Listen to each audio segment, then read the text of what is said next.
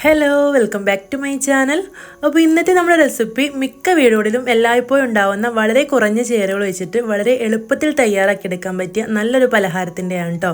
ഇത് നമുക്ക് സ്കൂളിലേക്ക് കുട്ടികൾക്ക് സ്നാക്സ് ആയിട്ടൊക്കെ കൊടുത്തിടാവുന്നതാണ്. നല്ല ടേസ്റ്റിയാണ്, കുട്ടികൾക്കൊക്കെ നല്ല ഇഷ്ടമാവും.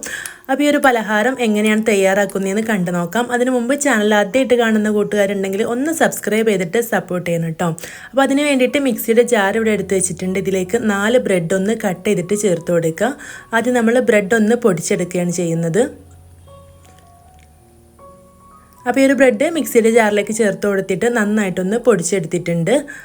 ഇനി ഒരു പാന് ഗ്യാസ് സ്റ്റോപ്പിൽ വെച്ച് കൊടുത്തിട്ടുണ്ട്. അതിലേക്ക് 1 ടേബിൾ സ്പൂൺ നെയ്യ് ഒഴിച്ചു കൊടുക്കുക. നെയ്യ് ഒന്ന് ചൂടായി വരുമ്പോൾ നമ്മൾ പൊടിച്ച് വെച്ചിട്ടുള്ള ഈ ഒരു ബ്രെഡിൻ്റെ പൊടി ഈ ഒരു നെയ്യിലേക്ക് ഇട്ട് കൊടുക്കാം. എന്നിട്ട് നല്ല പോലെ ഒന്ന് മിക്സ് ചെയ്തെടുക്കാം. മീഡിയം ടു ലോ ഫ്ലെയിമിൽ വെച്ചിട്ട് കുറച്ചധികം സമയം നന്നായിട്ടൊന്ന് ഇളക്കി കൊടുത്തിട്ട് ഈ ഒരു ബ്രെഡ് നന്നായിട്ട് മൊരിഞ്ഞ് വരുന്ന അത്രയും സമയം ഒന്ന് വറുത്തെടുക്കണം കേട്ടോ.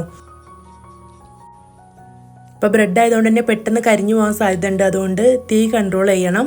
ഹൈ ഫ്ലെയിമിലൊന്നും വെച്ചിട്ട് ചെയ്യരുത് കേട്ടോ. അപ്പോൾ കുറച്ച് സമയം ഇതുപോലെ ഇളക്കി കൊടുത്തിട്ടുണ്ട്. അപ്പോൾ ഇതവിടെ ചെറുതായിട്ടൊക്കെ ഒന്ന് മൊരിഞ്ഞു വന്നിട്ടുണ്ട്. ഒരു 2 മിനിറ്റും കൂടെ ഒന്ന് ഇളക്കി കൊടുക്കുക കേട്ടോ.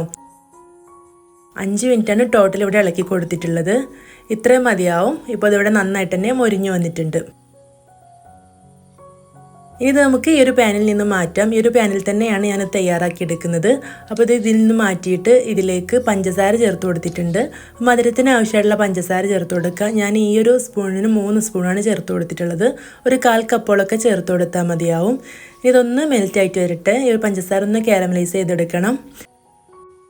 അപ്പോൾ കുറച്ച് സമയം വെച്ച് കഴിയുമ്പോൾ ഇതൊന്ന് മെൽറ്റായിട്ട് വരുന്നുണ്ട്.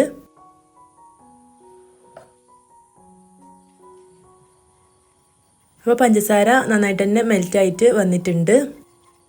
അപ്പോൾ ഒരുപാട് സമയമൊന്നും ഇളക്കി കൊടുത്തിരിക്കരുത്. ഇതുപോലെ മെൽറ്റായി കഴിഞ്ഞിട്ടുണ്ടെങ്കിൽ നമുക്കിതിലേക്ക് പാലൊഴിച്ച് കൊടുക്കാം. അപ്പോൾ ഇവിടെ ഞാനിതിലേക്ക് 1 കപ്പ് പാലൊഴിച്ച് കൊടുത്തിട്ടുണ്ട്. പാലൊഴിച്ച് കൊടുത്ത് കഴിയുമ്പോൾ ഈ ഒരു കാരമലൈസ് ആയിട്ടുള്ളതൊന്ന് കട്ടിയാവും കേട്ടോ. കുറച്ച് സമയം ഒരു 3-4 മിനിറ്റ് ഇതിൽ കിടന്ന് തിളക്കുമ്പോൾ അത് നന്നായിട്ടൊന്ന് മെൽറ്റായിട്ട് വന്നോളും. അപ്പോൾ ഇതിവിടെ നന്നായിട്ട് ഇളക്കി കൊടുത്ത് നന്നായിട്ട് മിക്സായി വന്നിട്ടുണ്ട്. പഞ്ചസാര ഇതുപോലെ കാരമലൈസ് ചെയ്തിട്ട് ഇതുപോലെ തയ്യാറാക്കി എടുക്കുമ്പോൾ ഈ ഒരു പലഹാരം നല്ല ടേസ്റ്റാണ് കേട്ടോ. ഇതിലേക്ക് ഒരു 1/2 ടീസ്പൂൺ ഏലക്കായപ്പൊടി കൂടെ ചേർത്ത് കൊടുത്തിട്ടുണ്ട്. കൂടെ തന്നെ നമ്മൾ വറുത്ത് വെച്ചിട്ടുള്ള ആ ഒരു ബ്രെഡ് പൊടിച്ചതും കൂടെ ഇതിലേക്ക് ചേർത്ത് കൊടുക്കുക. ഇനി നന്നായിട്ടൊന്ന് മിക്സ് ചെയ്തെടുക്കാം. കുറച്ച് സമയം നന്നായിട്ടൊന്ന് മീഡിയം ഫ്ലെയിമിലിട്ട് വെച്ചിട്ട് ഇളക്കി കൊടുത്തിട്ട് ഈ ഒരു പാലൊക്കെ ഒന്ന് വറ്റിച്ചെടുക്കണം.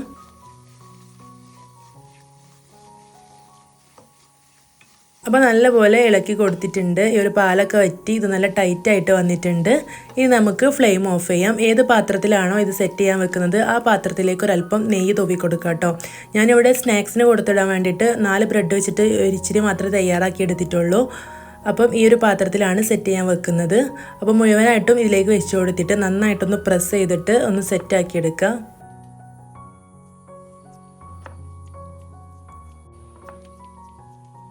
അപ്പോൾ ഒരു സ്പാച്ചിൽ വെച്ചിട്ട് ഇതുപോലെ നന്നായിട്ടൊന്ന് ലെവൽ ചെയ്ത് കൊടുത്തിട്ടുണ്ട്. നമുക്കിത് തണുക്കുന്നത് വരെ ഒന്ന് വെയിറ്റ് ചെയ്യാം. നന്നായിട്ട് തണുത്ത് കഴിയണം. അപ്പോഴാണ് നന്നായിട്ട് തന്നെ പെർഫെക്റ്റ് ആയിട്ട് സെറ്റായിട്ട് കിട്ടുള്ളൂ. അപ്പോൾ ഇത് നല്ലപോലെ തണുത്ത് വന്നിട്ടുണ്ട്. അപ്പോൾ ഇതിൽ നിന്നൊന്ന് നമുക്ക് അടർത്തിയെടുക്കാം.